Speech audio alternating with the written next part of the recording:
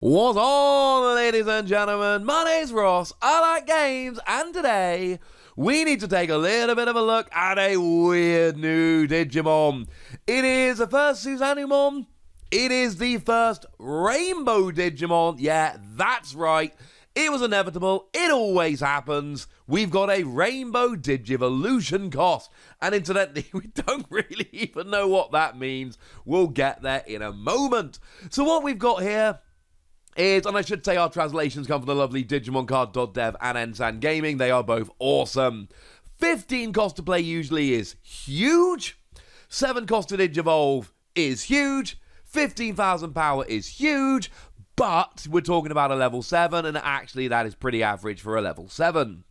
Now, the really interesting thing here is that Rainbow Digivolution cost in the level 7.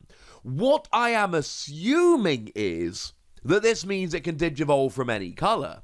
Now, I'm a colourblind dude, so asking me about colours maybe is not the best. Please keep watching. But my point is, what we don't have there is a clear red or yellow.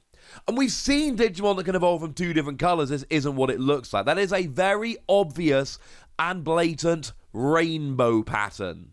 And my inkling here is that it will allow you to Digivolve from any Digimon. Now, as far as I'm aware, and please correct me in the comment section if I am mistaken about this, but as far as I am aware, no word has actually been given. Now, maybe no word has been given because no word needs to be given. Maybe it's obvious enough. But if this really is just Digivolve from anything, that makes it such a cool option for any deck, as long as it's good. Well, there is an effect here that says, by placing a total of 10 cards that are Tamers or Digimon cards with hybrid in their form from your hand or trash to the bottom of your deck, in any order, you may Digivolve this card in your hand onto your Tamer, as if the Tamer is a level 6 Digimon. Yeah, you see, this is also kind of huge. Now, and it's huge for both reasons. Firstly, taking 10 Digimon or Tamers from your hand or trash to the bottom of your deck in any order, this can stop you decking out. Now, look, I know the way the game is played at the moment, decking out is not a real concern. I know we don't have a huge amount of mill decks. I know that milling really is not a viable way to play the game. Now, the thing to remember is that this game is new. Like, we're just over a year in. Things will change. And one day we might have actual milling decks that are trying to run you out of cards. And if they do, this is going to be a phenomenal counter to it. Not to mention that if you are running low on your deck, you can basically stack the bottom of your deck here to make sure that you're actually drawing into the cards you want. Again, the way decks are constructed at the moment, I don't know how close you're really going to be able to get to stack your deck. But I do like the option. But then you're Digivolving from a level 6 Tamer, which is huge. Okay, from a Tamer as if it was a level 6 Digimon. Generally speaking, if you want to have a level 7 Digimon, you've got to get all the way up from a level 3 or 2 up to a level 7. Here, you can have a Tamer down, and bearing in mind almost every Tamer has a security skill that just plays it. And to be fair, even the ones that don't have a static skill that acts in the same way. So basically, you're going to be playing your Tamer potentially for free. And then at any point in the game, any point, if you've got a Tamer on the board, your opponent needs to be prepared for this. Okay, sorry, assuming you've also got 10 cards in your trash. But then again, you can use cards from your hand if you don't have enough cards in your trash.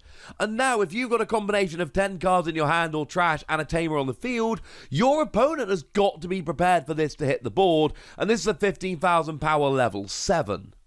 It's huge. It's brilliant. It's crazy. It's ridiculous. Oh yeah, and you've got security attack +2, which means when you're attacking a security, you get to take out 2 extra cards. And when you Digivolve, you get to delete one of your opponent's Digimon. And both of these are good skills. We're not talking, they're all right, they'll do. No, these are great. Security attack +2 means you're taking out 3 of your opponent's 5 security cards in one go. Bearing in mind You've got 15,000 power, so the chance of you being deleted by a card you hit in your opponent's security is basically 0. Okay, no, fine, it's not basically 0, but it's very close. Because unless you hit a level 7 or something like a Gaia Force, you're fine. You're surviving.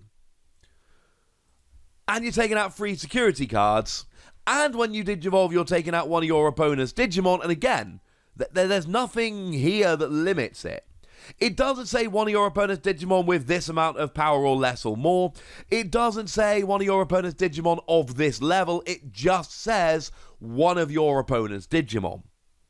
Whoever that Digimon might be. And again, that's ridiculous. Like, genuinely, like, properly, absolutely ridiculous. And again, and I've got to go back to this because I'm sorry, it's that important. This can Digivolve from a Tamer, essentially for 7 memory. And it looks like, again, this is unconfirmed at the moment, but it looks like any Tamer. Any Tamer at all. So, you can drop this as a surprise and start taking out 3 security cards while deleting a Digimon. And let's say your opponent's got 1 blocker, guess who you're going to go after with your when Digivolving skill? It's definitely going to be that blocker. So now, you can't even be blocked. They need to have 2 blockers out in order to stop you getting away with those 3 security cards. It's ridiculous. It's absolutely ridiculous. This is one of the most ridiculous cards we've seen. Assuming it can Digivolve from any colour, you got 10 cards in your trash and a Tamer on the board. At that point, your opponent has to always be prepared for this coming down. There is an argument that there will be many, many games your opponent can never let you have 7 memory, because otherwise you can play this and then just start rolling. Again, if the Tamer's been down for a turn, you can Digivolve and just start swinging straight away.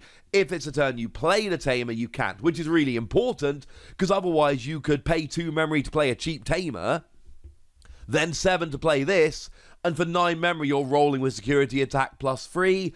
Remember, the rule is that you can attack the turn you Digivolve from a Tamer, as long as that Tamer has been down for a turn. This is an over-the-top, broken, ridiculous card. It's 5 War Season. This isn't one of those I have to think about and really decide whether it's deserving. This is a redonkulous card, ladies and gentlemen. Absolutely redonkulous. Unless there's some weird meaning behind that Rainbow Evolution cost we don't know about, in which case it obviously may become a slightly worse card, but it still looks absolutely ridiculous. Actually, we're going to move on and talk about an option card in a moment, but just for a second before we go, I haven't stressed this enough since I told you the first time. It is 10 cards that are Tamers or Digimon with hybrid in their form, so you do need to be going hybrid deck to really make the most of this, which is very important. But it's still a phenomenal level 7, even if you just Digivolve it from a level 6. That is still nuts.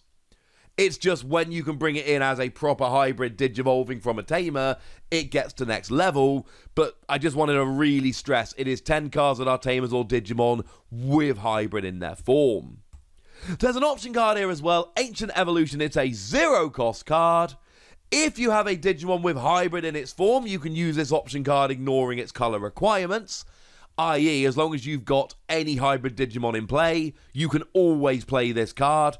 It doesn't have to. Usually a white option card means you've got to have a white Digimon in play. That's not the case.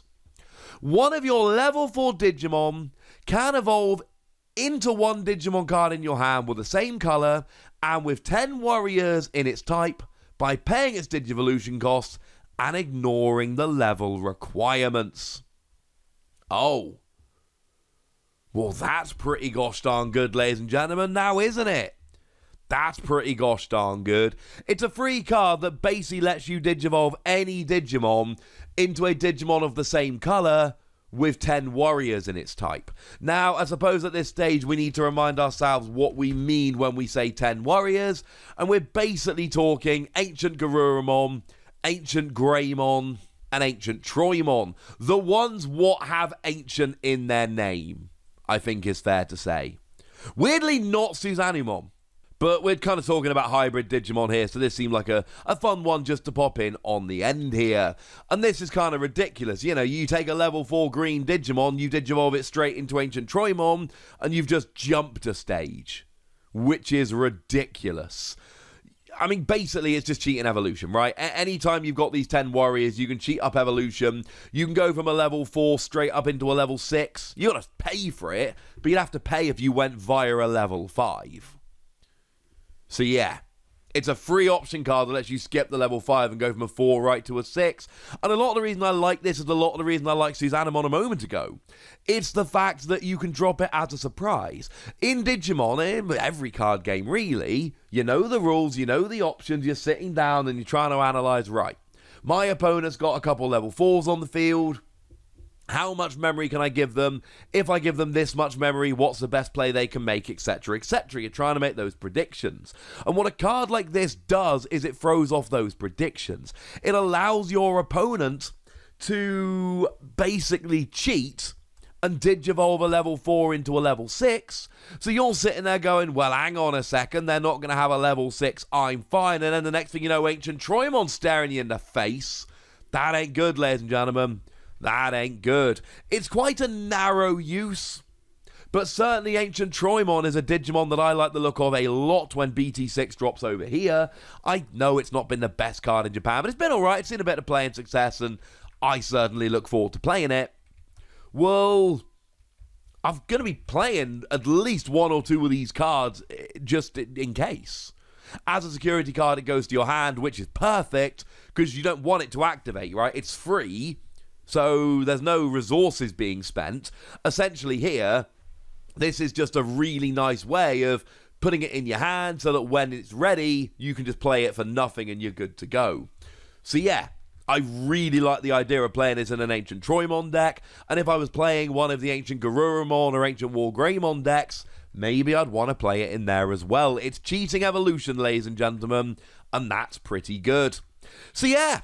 These cards are weird, and they don't follow the usual rules, and I think we're going to be seeing a lot of them. That Susanoomon especially. That card seems like it might be broken. And I know outside of hybrid decks it's not quite as good, but it's still a level 7 with 2 great skills and 15,000 power, so let's not go crazy. For now, ladies and gentlemen, I want to know what you think about all of these cards, though, so let me know in the comment section. Go nuts!